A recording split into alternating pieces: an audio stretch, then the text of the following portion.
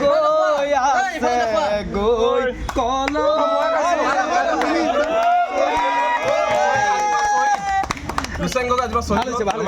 আন্তৰিক আৰু গোটেই গেম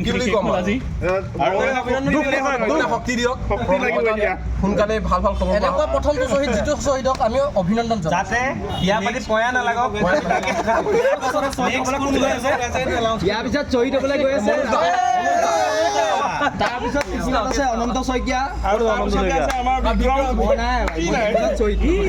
পুলক বাচি গৈছেতো ৰাইজে অকণ অকণ এইটো খাব তাৰপিছত বৰঠাকো আছে বাৰু বৰঠাকো